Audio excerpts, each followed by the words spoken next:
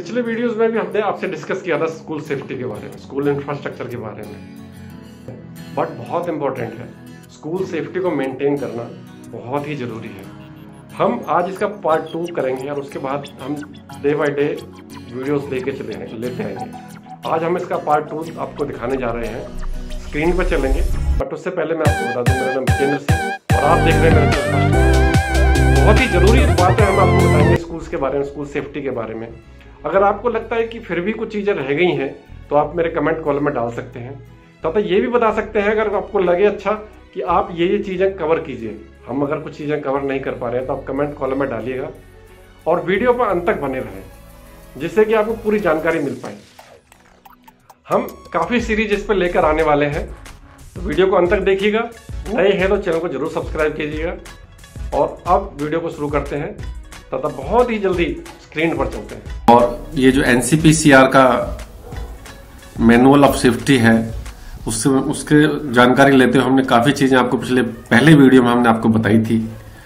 और school building किस तरीके से होना चाहिए, कंस्ट्रक्शन कैसा होना चाहिए, उसके डोर्स किस तरीके से होना चाहिए, फ्लोर कैसा होना चाहिए, किस तरह से मेंटेन करना चाहिए, ये सारी चीजें हमने आपको बताई थी। और हम आज आपको काफी चीजें ऐसी बताने वाले हैं क्लासरूम के बारे में जो बहुत ही यूजफुल है तथा काम आने वाली चीजें हैं सभी के लिए। तो वीडियो को पूरा देखिएगा और आपको बहुत ही मजा आएगा। वीडियो में हम आपको ऐसी चीजें बताएंगे जिससे कि ये फायदा हो बच्चों की सेफ्टी करने में और स्कूल के सिस्टम को सेट करने में। तो बहुत ही जल्दी इस वीडियो को शुरू करते हैं। जैसा कि आप देख रहे हैं, ये क्लासरूम के बारे में आपको बताने जा रहे हैं कि क्लासरूम का सिस्टम किस तरीके से होना चाहिए। इसके बारे में टाइम टू टाइम बहुत सारी गाइडलाइंस भी आई हैं मिनिस्ट्री ऑफ HRD के द्वारा, CBSE के द्वारा। और स्कूल का एक अपना सिस्टम भी होता है कि जब वो स्कूल सेफ्टी को प्राइमरी तौर पर देखे और उससे रिलेटेड बहुत सारे उपाय करे जिससे कि स्कूल की सेफ्टी का स्टैंडर्ड बहुत ऊंचा हो। तो हम आज एक एक बातों को क्लियर करते हुए आगे बढ़ेंगे तथा आपको बताएंगे कि हमें क्या क्या चीजों का ध्यान रखना चाहिए। इसमें जो फर्स्ट पॉइंट है वो यही है कि व्हाइट वॉश जो है स्कूल के रूम्स के अंदर, क्लासरूम्स के अंदर पीरियोडिक इंटरवल्स पे हमें करनी चाहिए। पीरियोडिक इंटरवल्स मींस ये हो सकता है कि आप कोई एक टाइम फ्रेम सेट कर लें जिससे कि टाइम टू टाइम उसे करते रहें।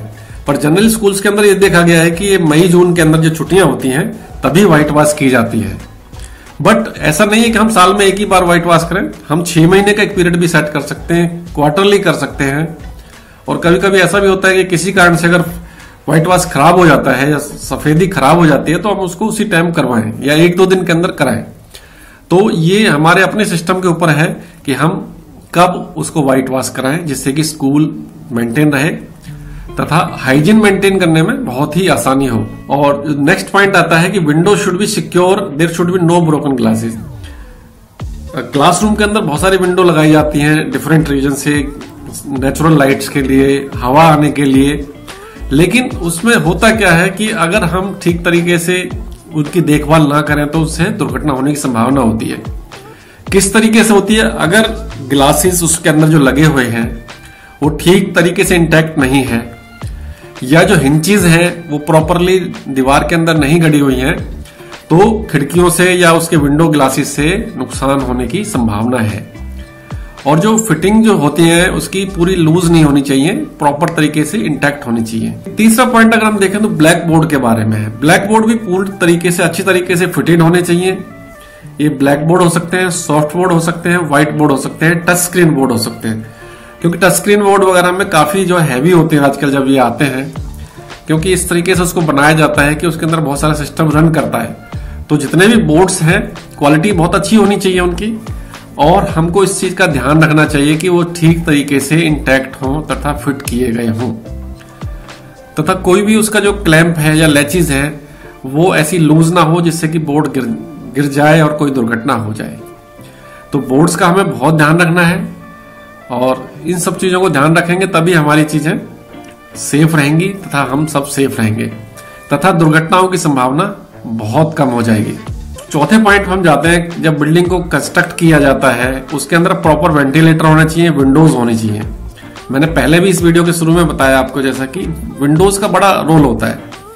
विंडो के अंदर से नेचुरल लाइट्स आती हैं, वेंटिलेटर से एक नेचुरल लाइट आती है, नेचुरल एयर आती है। अब जबकि कोरोना का टाइम है तो ये भी एक मैंडेटरी है कोरोना के अंदर कि हमारे दोनों दरवाजे हमें खोल के रखने हैं। जो एसओपी जो एचआरडी के द्वारा या मिनिस्ट्री ऑफ होम अफेयर्स के द्वारा इशू किया गया है, उसके अंदर जो विंडोज हैं वो खुली रखनी चाहिए हमारे को, वेंटिलेटर हवादार होने चाहिए, दरवाजे खुले होने चाहिए।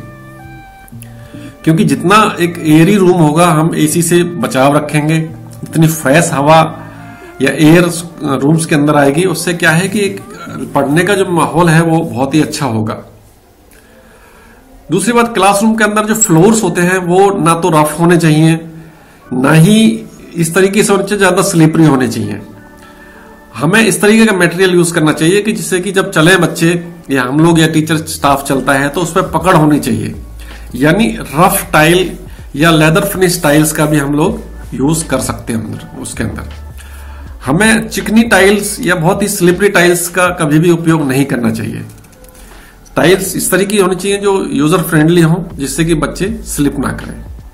और एक बात जो मैं महत्वपूर्ण आपको बताने जा रहा हूं कि जब हम क्लीन करते हैं फ्लोर्स को, तो जनरली हाउसकीपिंग स्टाफ की जो टेंडेंसी होती है वो पानी से क्लीन करना बहुत आराम समझता है। लेकिन पानी से क्लीन कर सकते हैं हम, स्कूल आवर्स के बाद कर सकते हैं, स्कूल आवर्स से पहले कर सकते हैं। बट हमें इस चीज का ध्यान रखना होगा कि हम स्कूल के दौरान, यानी जो हमारे स्कूल का टाइमिंग है, बच्चों का मूवमेंट का टाइम है, वो 7:45 से 2:15 तक है या किसी का 8 से 3 हो सकता है, उस दौरान हम कम से कम उस चीज को अवॉइड करें कि गीला पोछा ना लगाएं। क्योंकि पास्ट में भी यह देखा गया है कि इससे फिसलने की संभावना हो सकती है। हाँ, बहुत जरूरी है कि ज्यादा गंदा है, साफ नहीं हो रहा है, तो हम उसे 3 बजे के बाद या स्कूल से बच्चों को जाने के बाद उसको हम ठीक कर सकते हैं। तो इन चीजों का बहुत ही ध्यान रखना चाहिए क्लासरूम सेफ्टी मेंटेन करने के लिए, फ्लोर्स की सेफ्टी मेंटेन करने के लिए। और एक बात मैं बताना चाहूंगा कि फ्लोर्स के अंदर या जो फर्श लगा होता है उसके अंदर क्रैक्स नहीं होने चाहिए।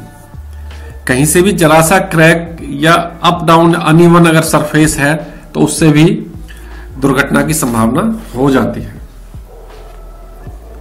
और इसके साथ साथ क्लासरूम्स के अंदर आपने देखा होगा कि फैंस लगाए जाते हैं, ट्यूबलाइट्स लगाई जाती हैं या कॉम्पैक्ट एसी लगाए जाते हैं, या एसी भी आजकल कैसेट एसी भी लगते हैं या 2 टन के एसी होते हैं। ये सारी जो फिटिंग है बहुत ही ध्यान रखने वाली होती है, बहुत अच्छी तरीके से फिट करवाएं। और जब स्कूल पुराना हो जाता है तो ये देखा गया कि जो पंखे 10 साल या 15 साल पहले लगे थे उसके अंदर जो क्लिप होती है अक्सर वो जंग खा के टूट जाती है या बहुत कमजोर हो जाती है। तो इस स्थिति पर विशेष ध्यान रखें। जो फैंस होते हैं उसका हमें ध्यान रखना है, टाइम टू टाइम उसकी जो सेफ्टी सिक्योरिटी को चेक करें, उसकी स्ट्रेंथ को चेक करते रहे हम लोग, और ये देखें कि वो किसी भी स्थिति में गिरने की स्थिति में ना हो। एसी जो अंदर इंडोर में लगाए जाते हैं 2 टन वाले या 1 टन के लगाए जाते हैं, वो भी ठीक तरीके से प्रॉपरली इंटैक्ट होने चाहिए। तो ये चीजें बड़ी माइनर चीजें हैं, बट ये बड़ी सेफ्टी के अंदर बहुत ही ज्यादा रोल प्ले करती हैं। तो हमने आपको कई चीजें ऐसी बताई हैं जो धीरे धीरे आप अगर पूरा वीडियो देखेंगे कि इस चीज पे ध्यान देंगे तो हमारा सेफ्टी का स्टैंडर्ड बहुत ही अच्छा हो जाएगा। कई बार क्लासेस के अंदर देखा जाता है कि टीचिंग स्टाफ के द्वारा भी या हम कोई प्रैक्टिकल्स वगैरह करा रहे होते हैं तो कुछ चीजें ऐसी अनवांटेड रह जाती हैं वहां पर। उन चीजों को हमें टाइम टू टाइम साफ करना चाहिए। अलमीराज के ऊपर बहुत सारी चीजें ऐसी पड़ी रह जाती हैं, काफी टाइम तक उनको कोई ध्यान नहीं देता है, तो उन एक्स्ट्रा आइटम्स को भी हमें वहां से निकाल लेना चाहिए। क्योंकि एक तो टाइम के हिसाब से वो खराब हो जाती हैं, दूसरा उनके गिरने की संभावना भी होती है, तीसरा ये भी है कि बच्चे अगर उसको ले लेते हैं और एक दूसरे फेंकते हैं तो उनसे भी दुर्घटना की संभावना होती है। जो हमारा लास्ट पॉइंट है उसके बारे में बताऊं, जो एक्सेस फर्नीचर होता है। जनरली क्लासेस के अंदर 30 से 40 की सीटिंग के हिसाब से सभी स्कूल्स के अंदर सीटिंग बनाई जाती है, 30 बच्चों की या 40 बच्चों की। तो कई बार क्या देखा गया कि बहुत ज्यादा फर्नीचर, हम एक्स्ट्रा फर्नीचर डाल देते हैं। बच्चे 30 है, 40 का फर्नीचर डाल दिया है या उससे फर्नीचर ज्यादा है, तो हमें उस फर्नीचर का जो है उस वहां से निकाल देना चाहिए एक्स्ट्रा फर्नीचर को, और एक फ्री स्पेस मेंटेन करना चाहिए जिससे कि बच्चे आराम से बैठ पाए तथा उसका पूर्ण रूप से उपयोग कर पाए। क्योंकि अब कोरोना भी है, बहुत सारी गाइडलाइंस इस पे आई हुई हैं आजकल कि हमें किस तरीके से बच्चों को बैठाना है। कई बार एक सीट छोड़ के बैठाया जाता है, 6 फुट का गैप मेंटेन करते हुए हमें प्लानिंग करनी चाहिए। तो ये ध्यान रखा जाए कि एक्सेस फर्नीचर को हमें वहां से उठाना चाहिए। जिससे कि बच्चे ठीक प्रकार से बैठ पाएं और सभी चीजों का ध्यान रख पाएं। क्लासरूम के साथ साथ बरांडा भी बड़ा इंपॉर्टेंट होता है। उसका जो फ्लोर होता है, मैंने पहले ही बताया इस वीडियो के अंदर, फ्लोर को हमें ज्यादा चिकना नहीं रखना है, पानी का उपयोग सफाई करते वक्त बहुत कम यूज करना है, और नेचुरल उसको हम ऐसे स्मोपिंग करते रहें कि उसमें पानी का उपयोग कम से कम हो। क्रैक्स नहीं होने चाहिए फ्लोर्स के अंदर, जो बरांडे के अंदर भी, और बरांडे के अंदर भी सॉफ्ट बोर्ड जो लगे होते हैं, इंफॉर्मेशन बोर्ड होते हैं, नोटिस बोर्ड होते हैं, वो भी ठीक तरीके से लगे होने चाहिए। और एक लास्ट में हम आपको बात बताने जा रहे हैं कि जब कई बार ये देखा गया है कि कुछ स्कूल्स जो है बेसमेंट होते हैं, माइनस में होते हैं, कुछ एक आध फ्लोर या हाफ फ्लोर, उसके सिस्टम को मेंटेन करना बारिशों के टाइम पे बहुत मुश्किल होता है। तो उसके लिए हमें पहले से ही प्लानिंग होनी चाहिए कि अगर बारिश हो जाती है और बेसमेंट है तो हमें पानी के निकालने की व्यवस्था किस तरह करनी है। या तो हम उसमें संकन एरिया है तो उसमें हम लोगों को मोटर सिस्टम ऐसा होना चाहिए कि पानी बरसे तो फटाफट निकाल दिया जाए मोटरों से। अगर वो नहीं है तो रेन वाटर हार्वेस्टिंग का उपयोग कर सकते हैं। और कुछ नहीं है तो हमें उस एरिया को, संकन एरिया को, जो डेप्थ एरिया है उसको कवर करना चाहिए, जिससे कि पानी बिल्डिंग के अंदर ना जा पाए। तो दोस्तों, ये हमारा आज का दूसरा वीडियो था। आपने देखा कि हमने क्लासरूम्स के बारे में, स्कूल सेफ्टी के बारे में बहुत सारी चीजें इस वीडियो के अंदर डिस्कस की हैं, और आपको लगता है कि ये चीजें हम कुछ कमी रह गई है, तो आप हमारे कमेंट कॉलम में जरूर डालिएगा कि ये चीजें हमें और इंक्लूड करनी चाहिए अपने नेक्स्ट वीडियोस के अंदर। तो हम अगले वीडियो में भी बहुत सारी चीजें आपके लिए लेके आएंगे। तो इस वीडियो को अगर आपने पूरा देखा है, अच्छा लगा हो, तो चैनल को सब्सक्राइब करना ना भूलें अगर आप नए हैं चैनल पे। तो अगले वीडियो के साथ फिर से मिलते हैं। Thank you very much, bye bye, thank you, bye bye.